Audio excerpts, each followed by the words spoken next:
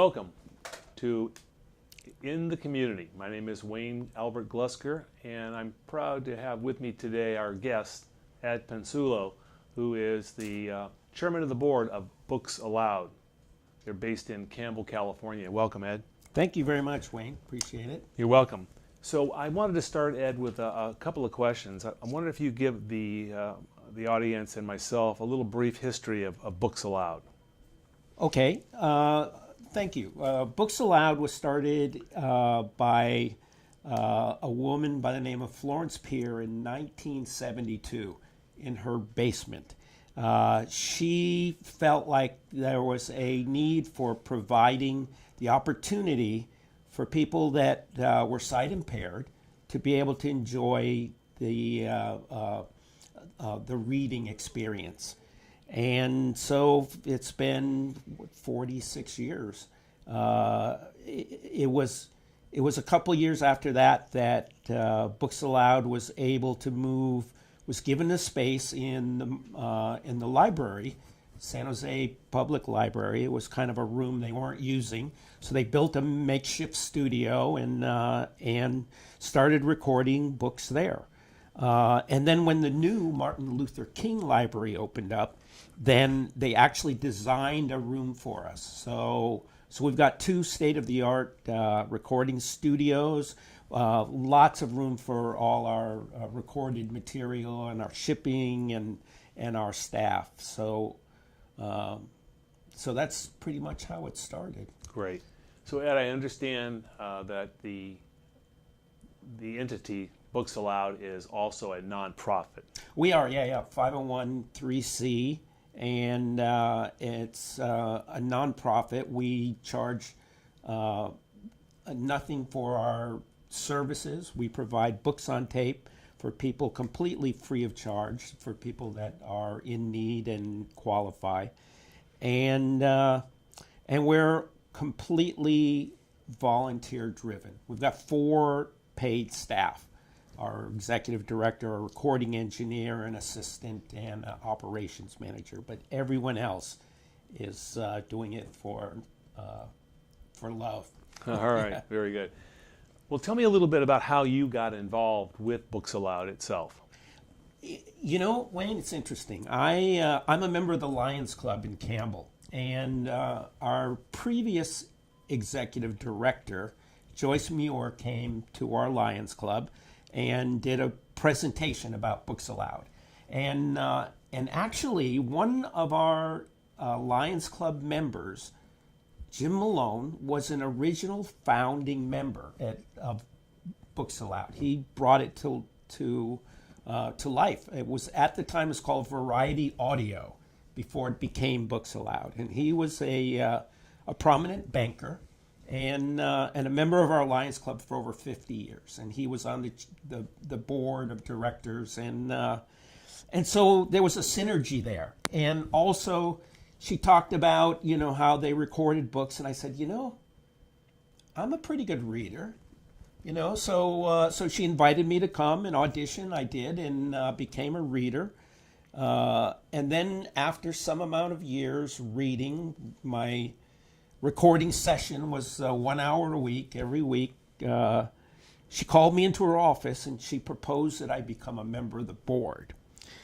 Well, I didn't think I was really board member material. I was thinking, I think probably you're looking for somebody with a little deeper pockets.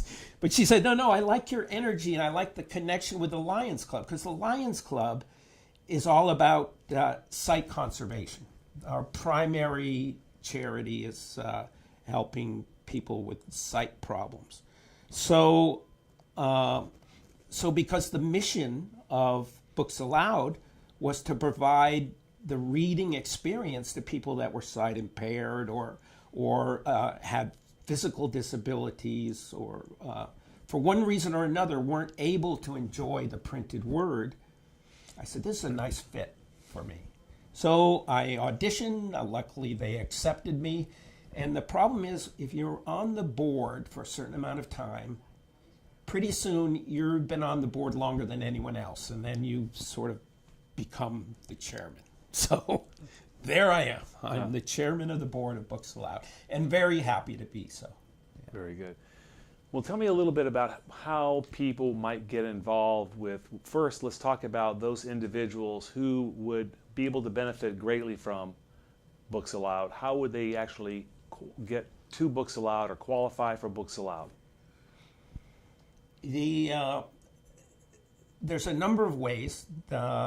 For our reading by listening program, then you have to demonstrate that you have like a sight loss or physical impairment that wouldn't allow you to turn the pages or to see the printed page.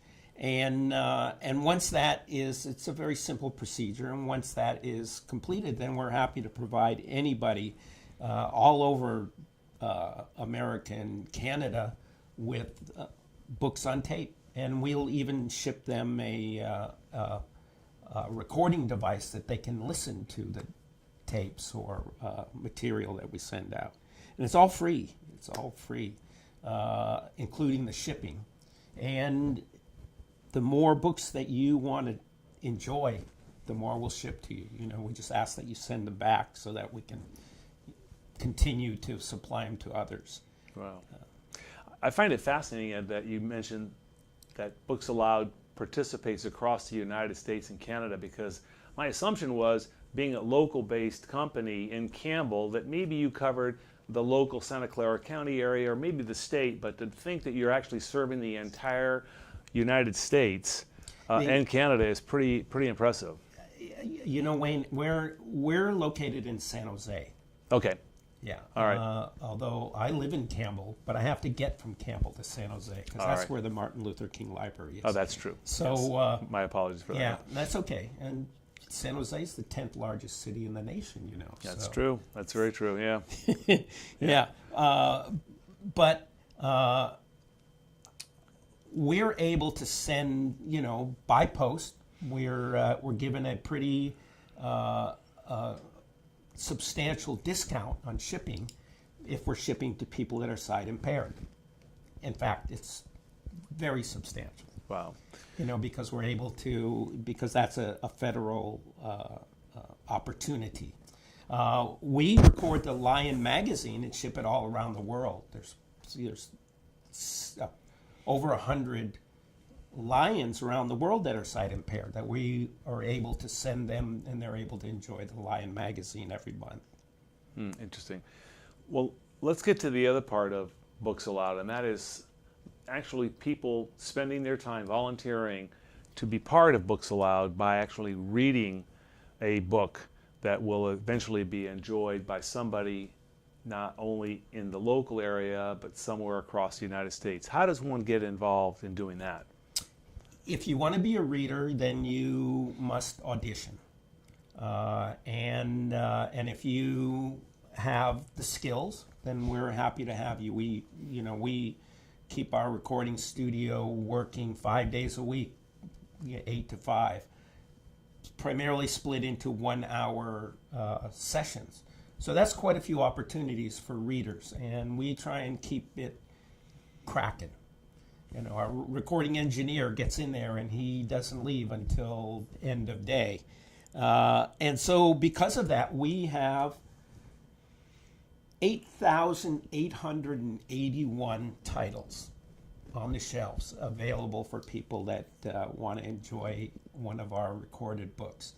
And so we have, I think, in the neighborhood of 2,400 clients. So there are a lot of people asking for the books that we record, and and that go through them voraciously. And there are some readers that have favorite readers, listeners who have favorite readers. So they kind of like hope that they get that same reader that recorded that John Grisham book. If they're going to get another grant because they like mysteries, So it's kind of fun. I learned that from a client recently, who was a young woman who, as a young girl, and she's totally blind, was a client for years. And And she confessed to me, she said, you know, there were some readers I liked better than others. And in her case, she liked hearing a woman's voice for the books that she enjoyed. And so I hadn't thought about that before. There's a lot of things you don't think about when if you're not sight impaired. So that was interesting to me. I was hoping she'd say, "Oh, you were my favorite reader, Ed." But that was interesting. And we've had a lot of really very talented readers over the year. Lee Weimers was a reader for us for years and years. Yes. Brian Adams, who's a television personality, was a reader. There's a woman named Virginia who's the head of the drama department at West Valley College that takes time out to come over and read. She's a wonderful reader.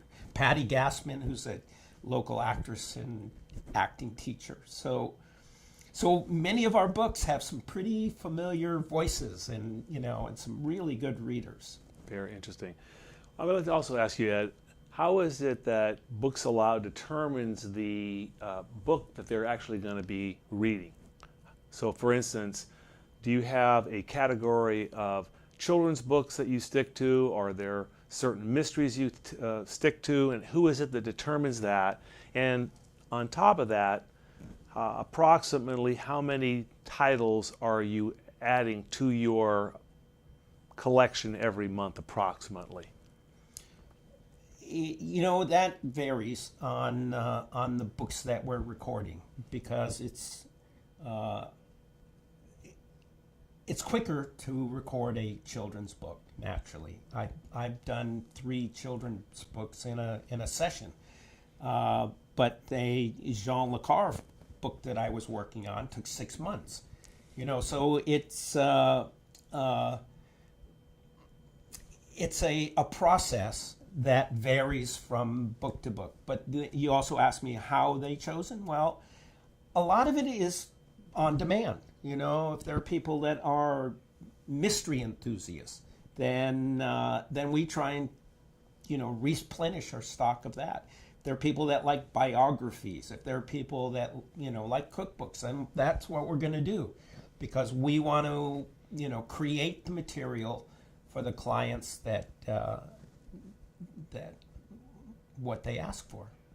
So how many titles do you think you're adding every month to your collection? Oh, probably 100, I would have to guess, including children's books. And because once it's recorded, then it has to be proofread, and it has to be, everything is digital now. When I first began, everything was literally on tape. And once they recorded it, it was in a cassette format, and we could ship it out right now. Now everything is MP3, and it makes it easier to store the material that way. I hope one day we'll be able to send out the material in a digital format, so we don't have to get a box and write out the address. We can send it to people. But not all our clients have computers or are able to access computers.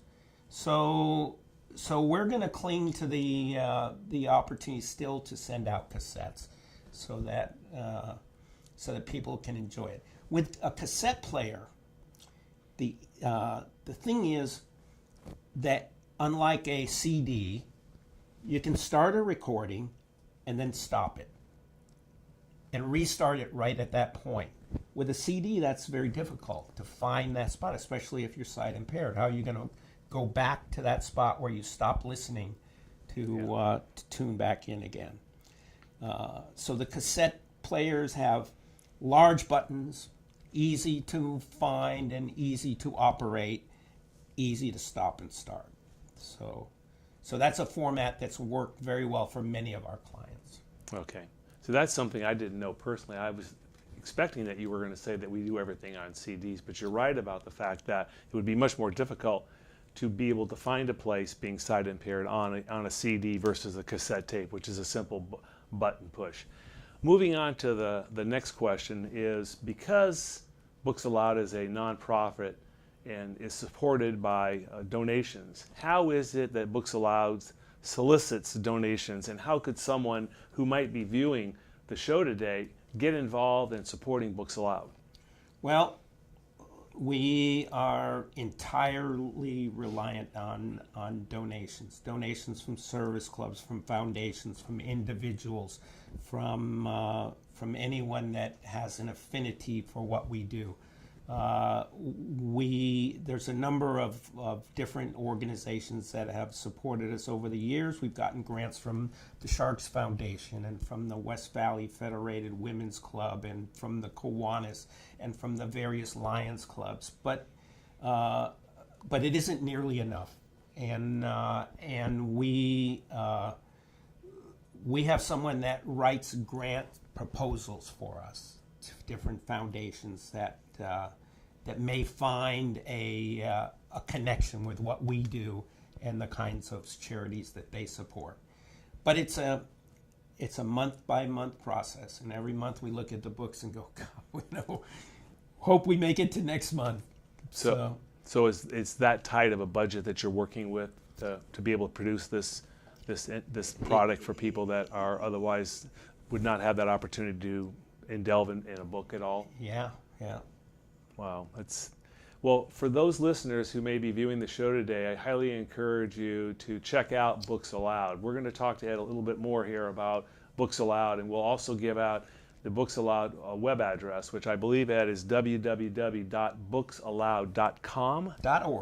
.org. Okay, I stand corrected. .org. So www.booksaloud.org. .org. So write that down, and that way, if you have an opportunity, not only for yourself, but if you actually meet somebody who you know might be interested in Books Aloud and has an interest in what they do, we highly encourage you to share that information with them and maybe even get involved on maybe not even the financial end, but maybe the support end. I'm sure there are other jobs, which we're going to find out in just a moment from Ed, but Books Aloud obviously is providing a service to a lot of individuals across the United States who benefit it greatly. So let's talk a little bit about other possibilities for people to get involved. Are there jobs that would not be involved in reading? Absolutely. Yeah, we welcome volunteers. There's a number of different jobs, helping to restock the shelves, helping in our shipping, helping proofreading, helping. If you've got the time, we'll find a job that you'd be suited for. And we have a number of people that do come in. There's a number of the Girl Scouts occasionally come, or different clubs and different individuals that come, and there's plenty to do. It's a all volunteer driven organization, and there's a lot of work to do, and so anyone is welcome. We're in the basement of the Martin Luther King Library downtown San Jose, 4th Street. So all you do, come down. Once you step off the elevator, there we are. You'll see our sign, and you just come in and visit. Come and visit sometime, and take a look at, see what we have, and maybe it's something that you might want to be involved with. Very good. You asked me about fundraising, and I did mean to mention that we do have a fundraiser every year. We do a gala fundraising benefit. And this year, in October, it's going to be at the Cinnabar Golf Club in October. And the theme this year will be All the Light We Cannot See. It's based on a brilliant book that takes place in World War II, between a young girl from France and a young man from Germany. But it's a very moving book, and that kind of inspires this year's theme. Last year's theme was The Wizard of Oz. Wow, that's great. So there you go. There's a great opportunity for you to not only find out about Books Aloud, but also to participate in a really worthy activity by maybe joining and being part of the gala. I'm sure they can find out about the gala on the website. Yes, sir. Yeah. Is there a phone number that maybe you can give the listeners today that they could contact Books Aloud at? Yeah, would be. There we go. So phone number is 408-808-2625. That's the fax number. The actual phone number, again, is 408-808-2613. So either of those numbers, if you want to be able to fax over some information or if you want to call directly, those would be the two numbers that you would want to contact. The other thing, too, I wanted to share is Books Aloud has this wonderful brochure they've produced that I think would answer a lot of questions that you might have about the organization, and also obviously it has the contact information that you'd be able to have at your will. If you have a desire to get involved with Books Aloud or to call and find out an opportunity to participate, not only as a reader but as Ed shared earlier, helping out in sorting and putting together mailing packages, I'm sure that anyone's help would be greatly appreciated. The opportunity, Ed, I'll give you that back there, for people to get involved, the fundraiser that you're talking about that's going to be held in October, is this something that is corporate sponsored also? It's not. No, although that's a good idea. We would welcome any kind of corporate sponsorship, but to date, in my experience, we've invited people to come and enjoy a nice meal and a wonderful evening. We generally have a silent auction and a participatory auction. And so the money we raise from from ticket sales and the auctions are what sort of we yield from the fundraiser. But wouldn't it be great if we had a corporate sponsor that would step in and help us with that? Because then we could just do so much more. There you go. So those of you out there who are working for big corporations, and you know who you are, here's an opportunity for your corporation to step in and help a wonderful organization be able to further the cause that they have in supplying books for individuals who would not otherwise be able to enjoy all the wonderful books that are written by the authors around the world. Before we wrap up, Ed, what I wanted to do also is to find out how actually is it that Books Aloud advertises or promotes itself for people to find them. Well, we have a website. We also are on Facebook, and we welcome any calls or mail, and or just come and visit at the Martin Luther King Library. All right. Does Books Aloud go to other links in media, digital media like Instagram, to promote, for instance, an Instagram shout out could be, or even a Twitter, this is the newest book we were just doing? We don't do that. But there's. I'm glad that you asked me that, because it reminds me of something that I think is very important that we do, and that's our Sight and Sound program. So aside from the reading by listening program, we have mini libraries in dozens of schools around the Bay Area, where we provide a mini library and a recording device so that students in school who have the need can get the book, read the book along, and listen to it at the same time. And it's proven that it's been able to improve their reading comprehension level by 2 grades within a year, because they're using multiple senses in order to do that. And we're using Nooks. So because kids don't want to be bothered with cassette players, they want to have the newest devices. Yeah. So we have our books that go out in these mini libraries, recorded on Nooks, and we've got extremely good response, especially from the teachers that have applied for this. And we just recently got into a brand new school district for us, the Oak Grove district. Oh, yes. So that opens up dozens and dozens more schools for us, especially the Title I schools, especially students that need this. It's so cool to be able to see students and hear stories about how, they struggled in school, and then after being able to get this help, have gone on to graduate with honors and go on to college. So that's great. That to me is very gratifying. That's great. Yeah. Well, there you go. So here's an organization, Books Aloud, that's doing a couple of different wonderful things. You just heard Ed share the opportunity for Sight and Sound, how that particular program helps able-bodied students to really accelerate and become a better student. And from obviously being a better student, they become a better person in their life. Then we have the other end of the story of the Books Aloud, in offering the opportunity for people who would not otherwise be able to enjoy books to be able to take part of that. So thank you for joining me today. My name is Wayne Albert Glusker with Ed Pansullo, and this is In Our Community.